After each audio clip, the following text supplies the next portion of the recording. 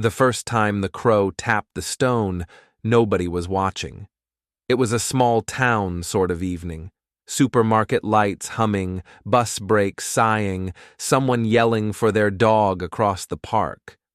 The war memorial stood where it always stood, half swallowed by overgrown shrubs, at the far end of the square, its granite slabs leaning forward like tired shoulders. Once, people had gathered here with flags and speeches. Now the stone was just part of the scenery. The gold in the engraved letters had long since gone dull. Names ran down the granite in narrow columns, some already half filled with dirt and moss. In autumn, wet leaves stuck to the base and stayed there until the wind or the rain took pity. A black crow dropped out of the gray sky and landed on the top of the central slab. It shook out its wings, settled its claws into a crack it seemed to know, and stared down at the stone. From the path, nobody would have noticed it. It was just another dark shape on a dark background.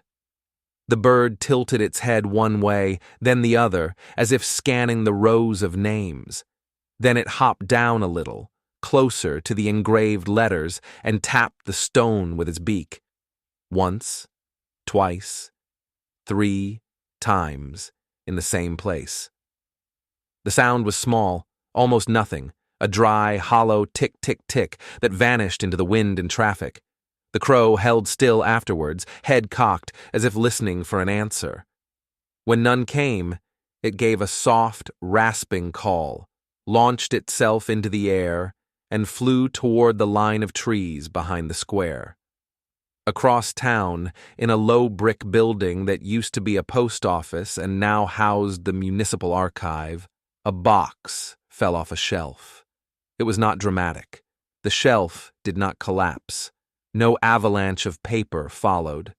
One large, old, badly stacked cardboard box simply slid forward and dropped the short distance to the floor, its lid popping loose with a soft sigh. Inside, bundles of files shifted, and a single yellowed envelope slipped free to lie face up on the cold linoleum. The fluorescent lights in the archive hummed. The heater rattled. No one was in the room to see it. The archivist, May Collins, was in the next office trying to coax life back into a decades-old printer. She cursed under her breath when another sheet jammed, pulled it loose, and decided she had earned a break. On her way to the kitchenette for coffee, she passed the open door to the stacks and stopped. A box lay on the floor in front of the shelves. For a second, she simply stared. She knew these shelves like she knew the lines on her own hands. Boxes did not move by themselves. Then she remembered the building's habit of shifting with the seasons, the way the floor creaked on cold mornings, the way ill-balanced things sometimes slid. "The floor's not level," she muttered to herself. "That's all." Still, she walked in and set the box upright, grunting at the weight. The lid had twisted half off. She pressed it back, then noticed the envelope on the floor. Yellow paper, crinkled at the corners. There was an old military postmark in the corner, and a name written across the front in a neat, careful hand. The ink had faded to a brownish gray, but the letters were still readable. May froze. The name was not famous, not one of the town's few decorated heroes, the ones people still mentioned in school assemblies and local news features, but May recognized it. She had read it almost every day of her childhood, whether she wanted to or not. It was on the war memorial. She picked up the envelope and turned it over. The seal was unbroken. Someone had written to that soldier, or about him, during the war. The letter had never arrived. Somehow, it had gone missing, boxed, archived, and forgotten for decades. It had sat between other files until today of all days, it had fallen at her feet. It's a coincidence, she told herself. The town is full of those names. Of course, some of them match. Still holding the envelope, she walked back to her desk, laid it carefully on a clean blotter, and stared at it while her coffee went cold. That evening, on her way home, May cut through the park. It was habit more than choice. She liked the extra few minutes of space between her and the archive.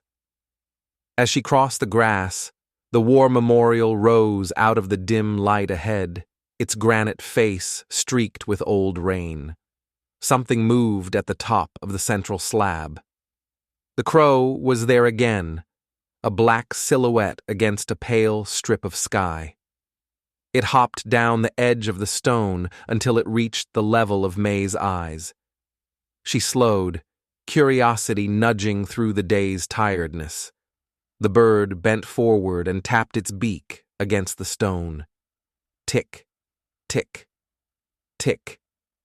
May could not hear it from where she stood, not really, but she saw the small, deliberate movements.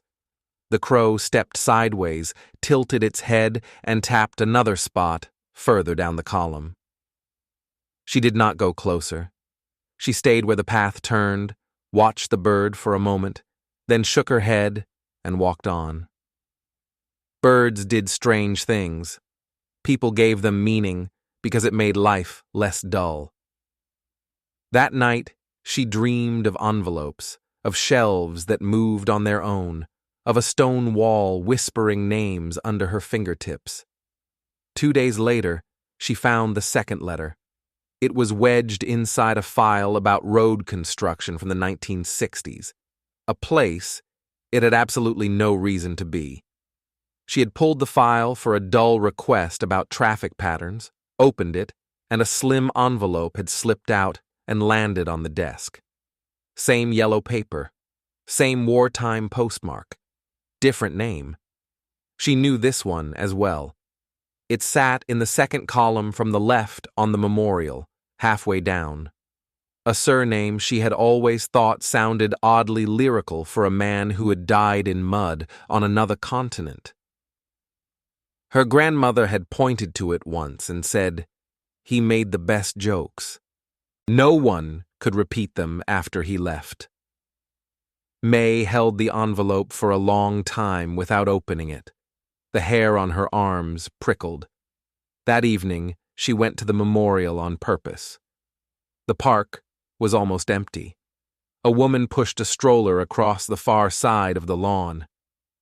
A teenager sat on a bench, hunched over his phone. May walked up to the stone.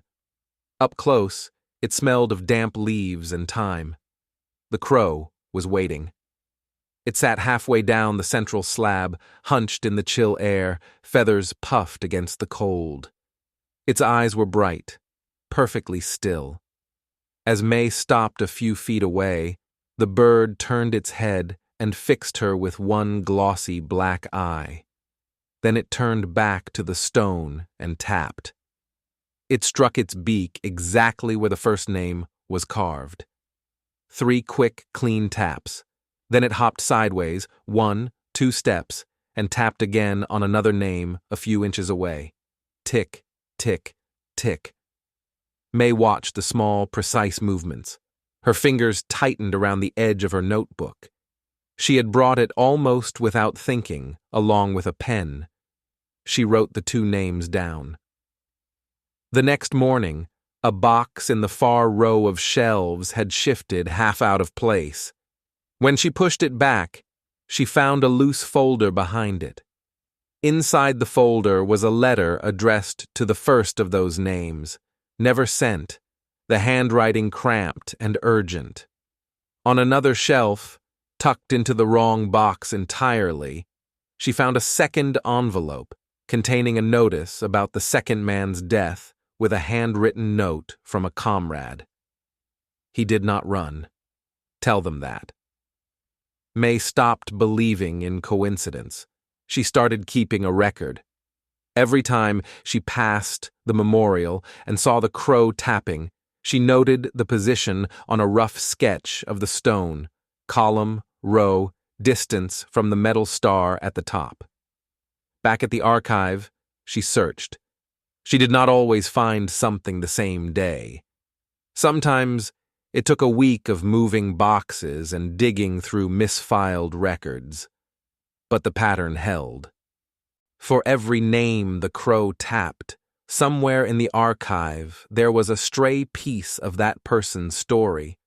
A letter that never left the sorting room, a report separated from its parent file, a photograph tucked into the wrong envelope. None of it was spectacular. The letters were not full of secret codes. Most were simple, clumsy, heartbreakingly ordinary. A son writing to his mother about the food, the weather, the way the night sounded. A young man apologizing to his fiancée for the delay in his reply. A brother sending a joke written across the margins of official stationery. Things that should have been read and then folded into family stories, not locked away by accident. Those names on the stone had been all that was left.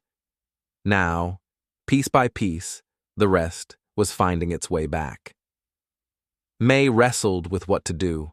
Archival work taught you to be careful. Paper could be fragile, people even more so.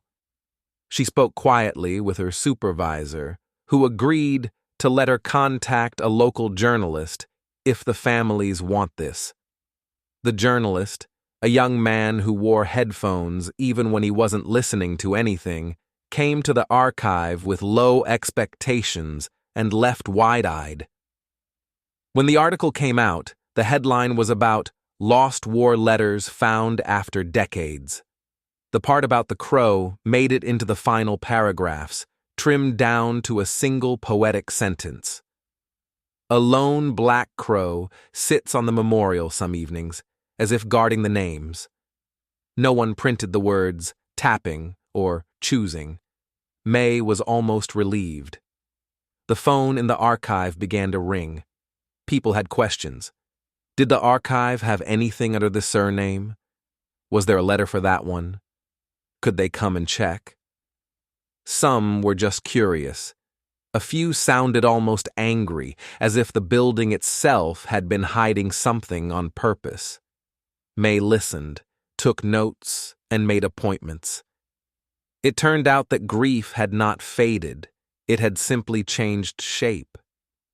An elderly man arrived with his daughter, hand shaking on the elevator rail, to read a letter from a brother everyone had stopped mentioning at Christmas because it made their mother cry. A woman who had been a baby when her father died sat in the archive reading his last field postcard, tracing the loops of his handwriting with a finger. A middle-aged teacher brought his teenage son to show him a photograph of a great-uncle who had never had a grave, only a name on the granite they'd always walked past on the way to the bus. Now he's more than that, the teacher said quietly. May watched their faces as they read. Relief was too simple a word for it. It was something heavier and stranger, a sense that a sentence finally had its last few missing words, that a story no longer stopped mid-breath. All the while, the crow kept working. It did not come every day. Sometimes a week went by with only pigeons on the memorial and rain streaking the stone. Then suddenly, May would catch sight of black feathers as she crossed the square, and there it would be, methodical, patient, tapping its beak on one name after another. Once, in the thin light of early winter, it tapped a name that made her stomach knot. Same last name as hers, different initials. She stood very still. In her grandmother's house, there had been a photograph that wasn't on the wall but in a drawer, wrapped in an old handkerchief. A teenage boy in a stiff uniform smiling like he didn't quite trust his own shoulders yet. When she had asked about him as a child, grown-ups had answered with a short, flat phrase. He went missing. Then they had changed the subject. There was no extra plaque for him, no family story with details, just that one faded face and the knowledge that nothing ever came. Now his name looked back at her from the stone where she had walked past it 1,000 times without seeing. The crow struck the granite 3 times on his line and flew off without tapping another name. May went straight to the archive. She knew roughly where to look by now. The wrong box in the right section, the file with a year that didn't fit, the loose bundle someone had tied with string 40 years ago and then mislabeled. Dust crawled up her nostrils. Her shoulders ached from lifting. At the back of a shelf in the coldest corner of the room, behind a stack of unremarkable logistics reports, she found a thin folder with her family name in small type at the top. Inside was no letter, just a report, written in the dry language of the military. It recorded that a young soldier with that name had died while guiding a group of civilians away from a burning village. There were no medals attached to his name, no ceremony, just a note that he did not return. Paper clipped to the report was a small photograph. 3 boys in uniform stood with their arms around each other's shoulders, trying to look like men. A circle in blue pencil marked one face. Next to the circle, in a handwriting May recognized from old recipe cards and birthday cards, 2 short words had been written and then underlined twice. Our boy. For a long time, she sat on the step stool between the shelves and let the paper lie across her knees. The humming lights above her sounded like distant bees. Outside this room, buses were still sighing, dogs still pulling at their leashes. Inside, a piece of her family's unfinished story settled into place. He had not just disappeared. He had done something specific, in a specific place, on a specific day. The knowledge did not make the loss smaller, but it made it real in a way it had never been allowed to be. She brought the file to the scanner with hands that shook and made a copy for her mother. Winter dragged its gray blanket over the town. Snow came in thin, uncertain layers that melted and froze again. Salt left white scars around the base of the memorial. Someone from the city finally signed the right form, and a cleaning crew arrived on a Tuesday morning to scrub the stone. They muttered about the cold, but they worked carefully, toothbrushes and soft cloths in hand, until the letters shone darker against the wet granite. By spring, the pattern had slowed. The list in May's notebook had grown. Most of the names the crow had tapped now had a line next to them in her careful handwriting. Letter delivered to family. Photo returned. Report explained. The boxes in the archive were a little tidier. The stories in the town were a little fuller. One bright, clear afternoon, she crossed the square and saw the crow sitting not halfway down the stone, but right on top of the metal star. It faced the town, not the names. Wind brushed its feathers, but it did not move.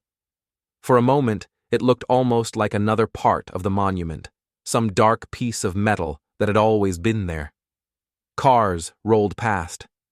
A child on a scooter looked up, pointed, and then lost interest. May stopped at the foot of the memorial and waited, her notebook still in her bag, pen still capped. The crow did not climb down. It did not tap. After a long minute, it raised its wings, launched itself into the wide, pale sky, and flew beyond the line of trees. She did not see it again.